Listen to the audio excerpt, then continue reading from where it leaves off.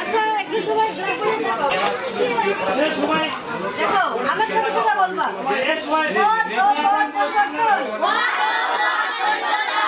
পদ কাকে বলে? ও পদ কত প্রকার? আমাদের প্রশ্নটা কি এটা, তাই না?